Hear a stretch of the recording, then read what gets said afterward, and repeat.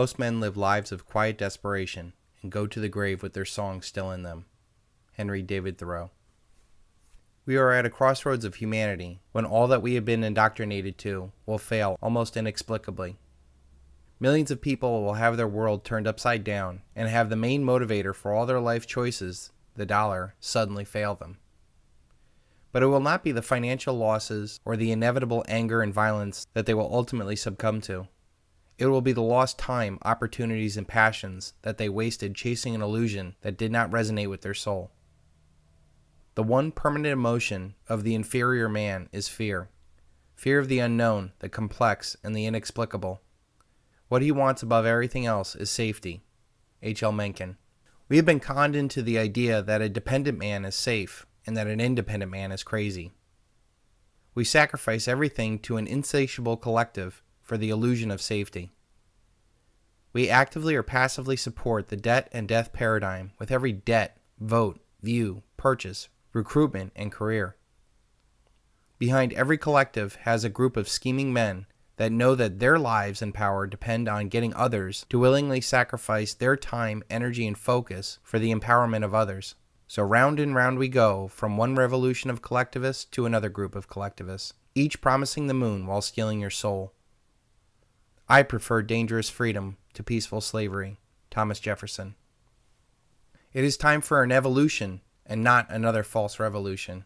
An evolution of consciousness happens when we realize that the battle is not in the world with aggressive competing factions.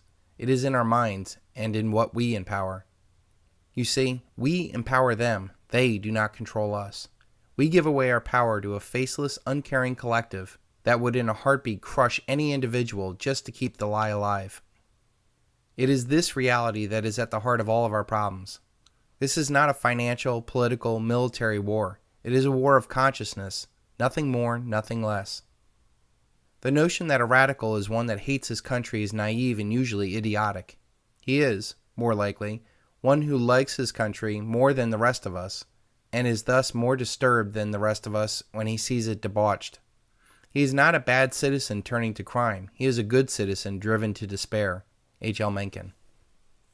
There would be no banking crisis if your money is not in their bank.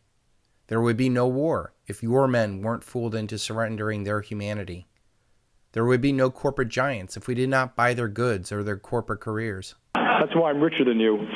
There would be no federal power if we did not encourage them with our support. All collectives fear an individual walking away because without them, there is no collective. The most dangerous man to any government is the man who is able to think things out without regard to the prevailing superstitions and taboos. Almost inevitably, he comes to the conclusion that the government he lives under is dishonest, insane, and intolerable. H.L. Mencken.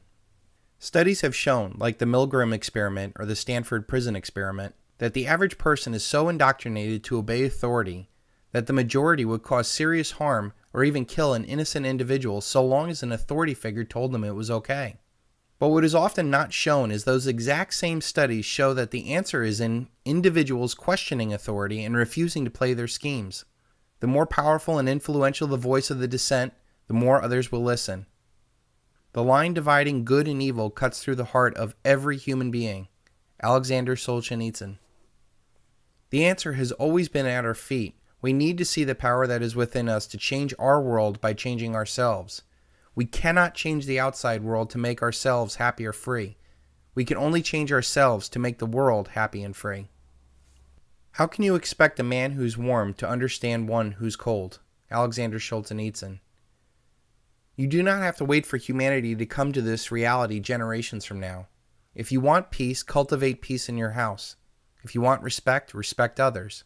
You have it in your power with every thought, relationship, investment, and action to immediately and permanently change your world.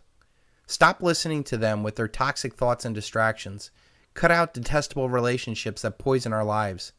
Get real about what wealth is and why we acquire it. And I think that we have the power within ourselves to really put a different conscious solution out there.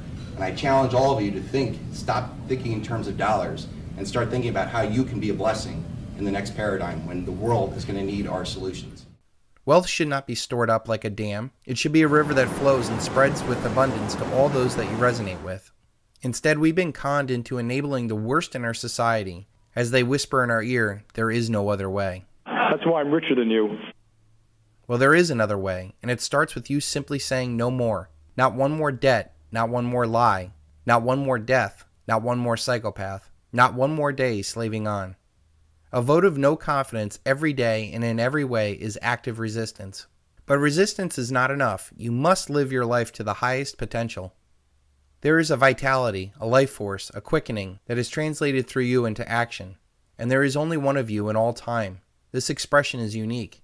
And if you block it, it will never exist through any other medium, and it will be lost. Martha Graham. Ideas and movements are best served by people walking their path in peace, rather than conflicting with others on how they should live their lives. Resonating power attracts others with their ideas and energy. The opposite consciousness of our collective problems is the individual moving to their own beat and doing things that make them happy. Far too many slave away in their little lives, bowing to little lies. It is far better to dance and be happy than sacrificing 30 of your best years to an illusionary carrot that was stolen long ago. You were well trained to sit down, don't talk, do as you're told. This is the reality of our indoctrination, in our relationships, our schools, and our jobs. Your solution is to move, speak out, and do things that are only logical. Your courage of truth will awaken something that is lost in others, and that will create a positive feedback loop that will take a life all of its own. This conscious evolution will create generational wealth as the abundance mentality empowers the best in our lives and exacts revenge on the cancerous parts of our society by simply withdrawing our energy from them. Do not go gentle into the good night. Rage, rage against the dying of the light. Dylan Thomas. By doing what you love and resonating with good people, this is actually the best way to find success in this and the next paradigm. There are a lot of talented people either doing things that they're not good at or feeding their life's energy to those that don't empower them. Redirecting your energy into things that come natural to you and giving that abundance to those worthy of it is the best way to get support, interest, and opportunities in your life. Adam Smith's invisible hand is simply an economic expression of those doing what comes best to them are far more productive and encouraged than those that are stuck as an indoctrinated individual forced into a collective's need. A consciously aware individual that has nothing but a passion and good friends that resonate and encourage them are going to be miles ahead of the disillusioned, closed-off, indoctrinated masses that will have everything ripped from their face. As the rest of society burns through the anger, bargaining, and depression stage of the awakening, those consciously aware individuals will be able to see the opportunities at their feet, while most of humanity will be stuck thinking about the opportunities lost. This shift in consciousness will change humanity far more than the agricultural, industrial, and communications revolutions. Every age has its particular folly, some scheme, project, or fantasy into which it plunges, spurred on by the love of gain and the necessity of excitement or the force of intimidation. Charles Mackay. 100 years ago, our society's consciousness was changed dramatically from the independent, resonating, close-knit communities to what we are today. With the creation of the Federal Reserve, the income tax, and the IRS, we are now the embodiment of the dreams of men like the Rothschilds, the Morgans, and the Rockefellers. Indoctrinated, narcissistic, debt-ridden consumers. They needed us to fit their greedy nature for more. They needed us to willingly empower their schemes. That is why so much of business, politics, and wars are not spent on products, policies, or bombs. It is on winning the hearts and minds of those that they seek to conquer. Why is it that they see the power that you have and you don't? You cannot solve a problem with the same consciousness that created the problem. You must see the world anew. Albert Einstein. Humanity always does the right thing after they have exhausted all the alternatives. Египтом, вот нам говорят, правили фараоны. Да фараоны это были мальчики, несмышленыши. Реальными правителями Египта было древнее египетское жречество.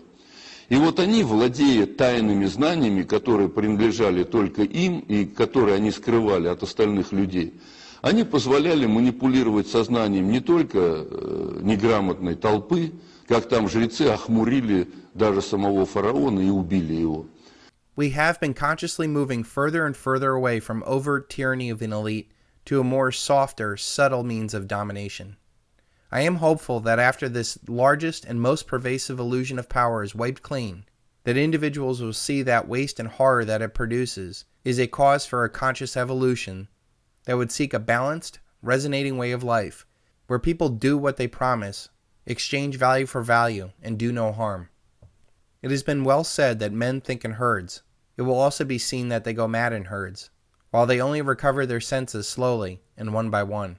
Charles Mackay.